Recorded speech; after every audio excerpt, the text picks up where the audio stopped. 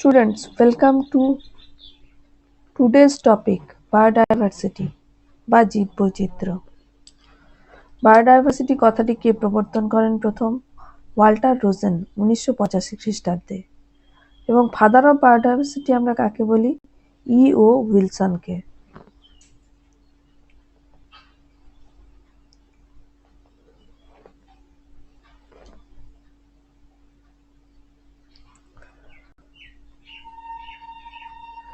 জীববৈচিত্র্য বলতে কি বুঝি? বিভিন্ন প্রকার বাস্তুতন্ত্র অথবা পরিবেশে কিংবা বাসস্থলে জীবের মধ্যে যে বিভিন্নতা দেখা দেয় তাকেই এক কথায় জীববৈচিত্র্য বলি। অর্থাৎ আমাদের চারপাশে যে পরিবেশ আছে, বিভিন্ন বাস্তুতন্ত্র আছে বা বাসস্থল আছে, সেখানে আমরা বিভিন্ন ধরনের জীব দেখতে পাই। যেমন একটা ক্লাসরুমের মধ্যেই যদি আমরা দেখি তাহলে কি দেখতে পাবো? মানুষ আছে, পিঁপড়ে আছে, মাকড়সা আছে, আরো নানা রকম ছোটখাটো জীব এখানে দেখা যাচ্ছে। তাহলে এই পুরো সিস্টেমটাকে আমরা বলবো ক্লাসরুমের জীববৈচিত্র্য। জীববৈচিত্র্যের গুরুত্ব কি? না, জীববৈচিত্র্যের গুরুত্ব অপরিসীম। খাদ্যের উৎস হিসাবে জীববৈচিত্র্য, এই যে আমরা বিভিন্ন ধরনের খাবার খাই, সকাল থেকে রাত পর্যন্ত বিভিন্ন ধরনের খাবার খাই, সেই খাবার উৎস কোথা থেকে আসে? খাবারগুলো কোথা থেকে আসে? না, খাবারগুলো আসে বিভিন্ন জীববৈচিত্র্য থেকে, উদ্ভিদ বৈচিত্র্য এবং প্রাণী বৈচিত্র্য থেকে।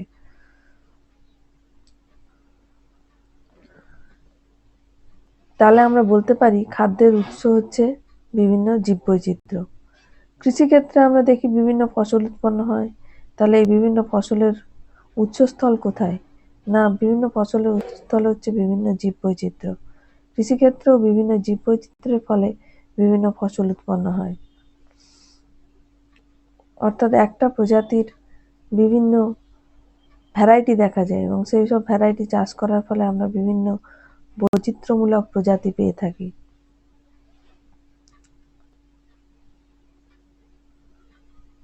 ড্রাগ এবং ওষুধের উৎস। বিভিন্ন প্রকার ভেষজ উদ্ভিদ আছে যেগুলো হচ্ছে বিভিন্ন ওষুধের উৎস এবং সেই ওষুধগুলো আমাদের জীবনদায়ী ড্রাগ তৈরি করতে কাজে লাগে। যেমন হচ্ছে সিনকোনা গাছের ছাল থেকে কুইনাইন তৈরি হয়, সর্পগন্ধার মূল থেকে উচ্চ রক্তচাপের ওষুধ তৈরি হয়। জিন ভান্ডার, জীবের জিন ভান্ডার জীববৈচিত্র্যের কারণেই গড়ে উঠেছে।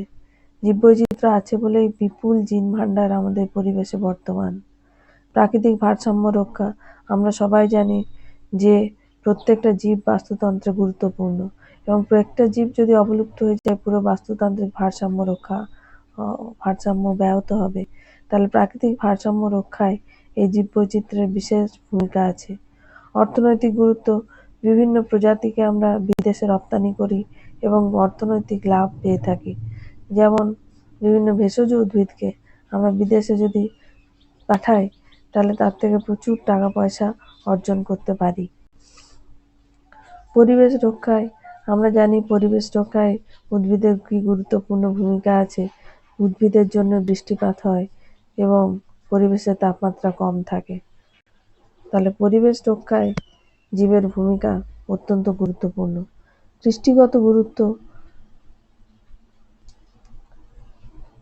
এই যে জীব বৈচিত্র্যের যে সংরক্ষণ স্থলগুলি আছে সেই সংরক্ষণ স্থলগুলি অর্থাৎ জাতীয় পার্ক, সংরক্ষিত বন, তারপরে চিড়িয়াখানা, এগুলোর কৃষ্টিগত মূল্য অপরিসীম। এগুলো দেখে মানুষ আনন্দ লাভ করতে পারে এবং এখান থেকে অনেক জ্ঞান লাভও করতে পারে। মূল্যবোধ, এই জীববৈচিত্র্যকে রক্ষা করার জন্য গোটা পৃথিবীর মানুষ সচেতন। 1992 খ্রিস্টাব্দে বসুন্ধরা সম্মেলন হয় এবং সেখানে জীববৈচিত্র্য সংরক্ষণের ব্যাপারে বিশেষ গুরুত্ব দেওয়া হয়। নান্দনিক মূল্য, যে কোনো একটি বন্যপ্রাণী বা অরণ্যের নান্দনিক মূল্য অপরিসীম। অর্থাৎ সেই বন্যপ্রাণী বা অরণ্যকে দেখে মানুষের মনে অপরিসীম আনন্দের সৃষ্টি হয়। তাহলে সেই নান্দনিক মূল্য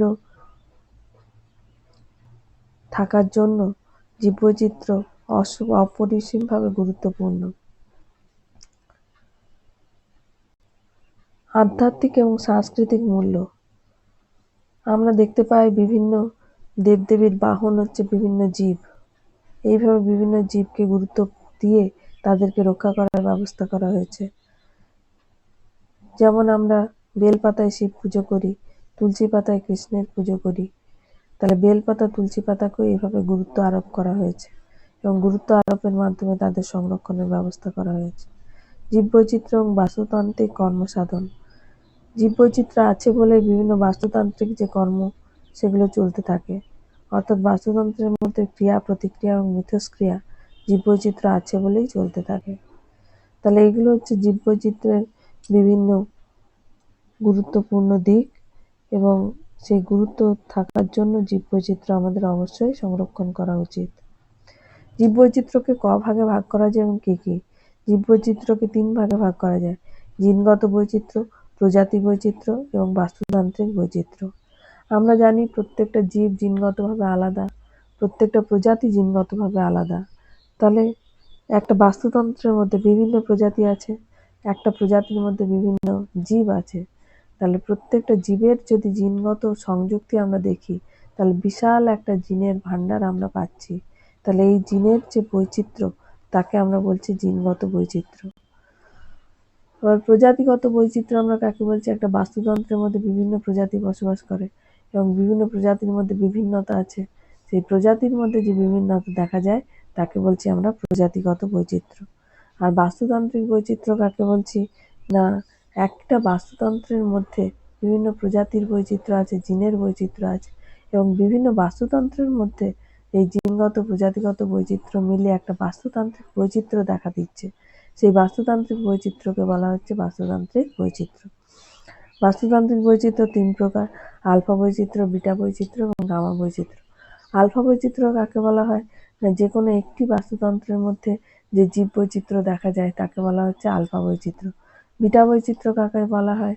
না, একটা বিস্তীর্ণ অঞ্চলে পাশাপাশি দুটি বাস্তুতন্ত্রের মধ্যে যে বৈচিত্র্যের তারতম্য দেখা যায় তাকে বলা হচ্ছে বিটা বৈচিত্র্য।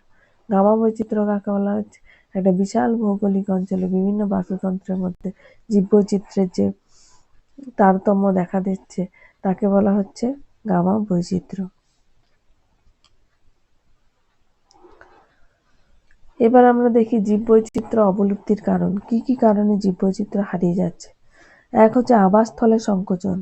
আমাদের নগরায়ণ ঘটছে, রাস্তাঘাট তৈরি হচ্ছে, হসপিটাল তৈরি হচ্ছে, তার ফলে গাছ কেটে ফেলা হচ্ছে। অর্থাৎ জীবের যে আবাসস্থল সেই আবাসস্থল নষ্ট হয়ে যাচ্ছে। জীবের আবাসস্থল নষ্ট হলে জীবও হারিয়ে যাচ্ছে আস্তে আস্তে, অর্থাৎ জীবের অবলুপ্তি ঘটছে। আগন্তুক প্রজাতি, যেমন পুটুস গাছ বিদেশ থেকে এদেশে এসছে এবং এদেশে এসে প্রচুরভাবে বংশ বিস্তার করেছে। কচুরিপানা বিদেশ থেকে এসে এদেশে প্রচুরভাবে বংশ বিস্তার করেছে এবং স্থানীয় প্রজাতিগুলির বংশ বিস্তারকে রোধ করে দিয়েছে। তাহলে আগন্তুক প্রজাতি এইভাবে আমাদের ক্ষতি করছে। আচ্ছা, অরণ্য ধ্বংস কিভাবে হয়? না, বিভিন্ন কারণে আমরা গাছপালা কেটে ফেলছি। গাছপালা কেটে ফেলার ফলে আমাদের অরণ্য ধ্বংস হয়ে যাচ্ছে। শিকার কি করে হচ্ছে? না, চোরা শিকার ঘটাচ্ছে।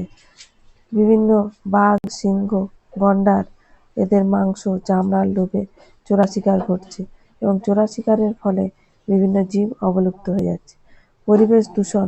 পরিবেশ দূষণ কিভাবে ঘটছে? না, আমাদের বিভিন্ন গ্রিনহাউস গ্যাসগুলোর পরিমাণ বাড়ছে এবং বিশ্ব উষ্ণায়ন বাড়ছে, তার ফলে পরিবেশ দূষণ ঘটছে। বাতাস দূষণ, জল দূষণ, মাটি দূষণ ঘটছে, তার ফলে বিভিন্ন জীব অবলুপ্ত হয়ে যাচ্ছে। প্রাকৃতিক বিপর্যয়, খরা, বন্যা, ভূমিকম্প প্রভৃতি প্রাকৃতিক বিপর্যয় দেখা দিচ্ছে এবং প্রাকৃতিক বিপর্যয়ের ফলে বিভিন্ন জীব অবলুপ্ত হয়ে যাচ্ছে। প্রাকৃতিক পরিবেশের পরিবর্তন, বিভিন্ন প্রাকৃতিক পরিবেশ পরিবর্তিত হয়ে যাচ্ছে বিশ্ব উষ্ণায়নের ফলে বিভিন্ন জায়গায় তাপমাত্রা বাড়ছে এবং বিভিন্ন জায়গার আবহাওয়া পরিবর্তন হয়ে যাচ্ছে।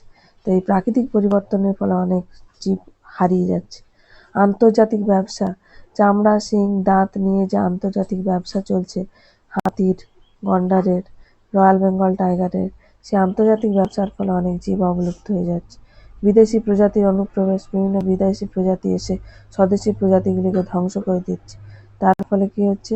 না, বিভিন্ন প্রজাতি অবলুপ্ত হয়ে যাচ্ছে। উদ্ভিদ ও প্রাণী প্রজাতির অত্যধিক ব্যবহার। উদ্ভিদ এবং প্রাণী প্রজাতির অত্যধিক পরিমাণে ব্যবহারের ফলে ক্রমশ জীবগুলো অবলুপ্ত হচ্ছে এবং জীববৈচিত্র্য হারিয়ে যাচ্ছে। তাহলে এগুলি হচ্ছে জীববৈচিত্র্য অবলুপ্তির বিভিন্ন কারণ। এবার যদি আমরা দেখি দ্য ওয়ার্ল্ড কনজারভেশন ইউনিয়ন জীববৈচিত্র্য সংরক্ষণের জন্য বলেছে, world wild life fund for nature জীববৈচিত্র্য সংরক্ষণের জন্য নির্দিষ্ট ফান্ড সরবরাহ করছে। রিও ডি জেনেরিওতে সম্মেলন 1992 খ্রিস্টাব্দ জীববৈচিত্র্য সংরক্ষণের জন্য বিভিন্ন আইন প্রণয়ন করেছে। তাহলে জীববৈচিত্র্য সংরক্ষণ কিভাবে করা যায়? দুভাবে করা যায়। একটাকে বলা হচ্ছে ইনসিটু সংরক্ষণ, আর একটাকে বলা হচ্ছে এক্সিটু সংরক্ষণ।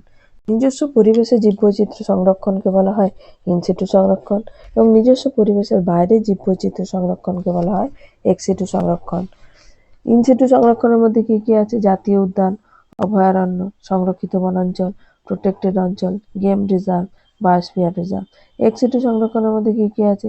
চিড়িয়াখানা, বোটানিক্যাল গার্ডেন, জিন ও বীজ ব্যাংক, অনুশীলন উদ্যান এবং ক্রায়ো সংরক্ষণ। প্রাকৃতিক বাসস্থানে অর্থাৎ নিজস্ব পরিবেশে জীববৈচিত্র্য সংরক্ষণকে বলা হয় ইনসিটু সংরক্ষণ। জাতীয় উদ্যান, প্রাকৃতিক সৌন্দর্য সহ যেসব স্থানে সমস্ত রকম গাছপালা ও বন্যজন্তুরা নিজস্ব পরিবেশে জাতীয় সংবিধান প্রণীত আইন অনুযায়ী কেন্দ্রীয় সরকারের নিজস্ব তত্ত্বাবধানে সংরক্ষিত হয় তাদের জাতীয় উদ্যান বলা হয়। যেমন উত্তরপ্রদেশের করবেট, মধ্যপ্রদেশের কানহা এবং শিবপুরী। তাহলে এখানে আমরা কি দেখছি? কেন্দ্রীয় সরকার দ্বারা এটি নিয়ন্ত্রিত হচ্ছে এবং কেন্দ্রীয় সরকারের প্রণীত আইন অনুযায়ী এই জায়গাটি সংরক্ষিত হচ্ছে। অভয়ারণ্যতে কি দেখতে পাচ্ছি? যে সংরক্ষিত অঞ্চলে গাছপালার সঙ্গে বিশেষ কোনো বন্য প্রজাতি সংরক্ষণ করা হয় তাকে বলা হচ্ছে অভয়ারণ্য। যেমন পশ্চিমবঙ্গের বেথুয়া ডহরি, কর্ণাটকের বন্দিপুর। সংরক্ষিত বনাঞ্চল কাকে বলছি? রাজ্য সরকারের নিয়ন্ত্রণাধীনে যে অরণ্যে সাধারণের প্রবেশ নিষেধ কিন্তু গবেষণার জন্য অনুমতি সাপেক্ষে প্রবেশ করা যায় তাকে সংরক্ষিত অঞ্চল বলা হয়। যেমন পশ্চিমবঙ্গের বৈকুণ্ঠপুর, আসামের কাজিরাঙা, গুজরাটের গির। এছাড়াও আছে প্রোটেক্টেড অঞ্চল, গেম রিজার্ভ অঞ্চল। এছাড়াও একটি গুরুত্বপূর্ণ সংরক্ষিত অঞ্চল হচ্ছে বায়োস্ফিয়ার রিজার্ভ। উদ্ভিদের ইউনেস্কো বলে একটি সংস্থা আছে, সেখানে ম্যান এবং বায়োস্ফিয়ার কর্মসূচির অন্তর্গত যে স্থলজ ও জলজ অঞ্চলে গোটা বাস্তুতন্ত্র ও তার সম্পূর্ণ জীববৈচিত্র্য সংরক্ষিত হয় তাকে বলা হচ্ছে বায়োস্ফিয়ার রিজার্ভ। পশ্চিমবঙ্গের সুন্দরবন, আসামের মানস, ওড়িশার শিমলিপাল বায়োস্ফিয়ার রিজার্ভের উদাহরণ। বায়োস্ফিয়ার রিজার্ভের কতগুলি বৈশিষ্ট্য আছে। সমস্ত জীব কমিউনিটি এখানে সংরক্ষিত হয়। এখানে এন্ডেমিক এবং বিপন্ন উদ্ভিদ ও প্রাণীর বাসস্থান লক্ষ্য করা যায়। মানুষের দ্বারা এরা ক্ষতিগ্রস্ত হয় না। প্রজাতির সংখ্যা বৃদ্ধির জন্য গবেষণার সুযোগ এখানে আছে। এক্সিটু সংরক্ষণ কাকে বলা হচ্ছে? নিজস্ব পরিবেশের বাইরে জীবের সংরক্ষণকে বলা হচ্ছে এক্সিটু সংরক্ষণ। যেমন চিড়িয়াখানা, এখানে বিভিন্ন জীবকে কৃত্রিম পরিবেশে এনে সংরক্ষণ করা হচ্ছে। চিড়িয়াখানার বিশেষ গুরুত্ব আছে। এখানে বিভিন্ন অবলুপ্ত প্রায় জীবকে যেমন সংরক্ষণ করা হচ্ছে, তাদের বংশবৃদ্ধি করা হচ্ছে, তেমনি এই চিড়িয়াখানার থেকে সাধারণ মানুষ আনন্দ লাভ করছে এবং সাধারণ জ্ঞান লাভ করছে। বোটানিক্যাল গার্ডেন, বিভিন্ন উদ্ভিদ প্রজাতিকে এনে এখানে স্থাপন করা হয়েছে এবং এখানে ভ্রমণ করার ফলে বিভিন্ন উদ্ভিদ প্রজাতি সম্পর্কে মানুষ জ্ঞান লাভ করছে এবং তাদের আনন্দ লাভ করছে। ক্রায়ো সংরক্ষণ, -196 ডিগ্রি সেন্টিগ্রেড তাপমাত্রায় তরল নাইট্রোজেনের মধ্যে জীবের মুকুল, তারপরে বীজ, ডিম্বাণু, শুক্রাণুকে সংরক্ষণ করা হচ্ছে। তাহলে এগুলো হচ্ছে ক্রায়ো সংরক্ষণের উদাহরণ। জিন ব্যাংক কাকে বলা হচ্ছে? বিভিন্ন জিনের যে গঠন, সেই জিনের গঠনকে সংরক্ষণ করা হচ্ছে। সিড ব্যাংক, ওভা ব্যাংক এর অন্তর্গত। বীজ ব্যাংক, ডিম্বাণু ব্যাংক এর অন্তর্গত। এখানে হচ্ছে জিন সংরক্ষণের ব্যবস্থা করা হয়েছে। বীজ ব্যাংক কাকে বলা হচ্ছে?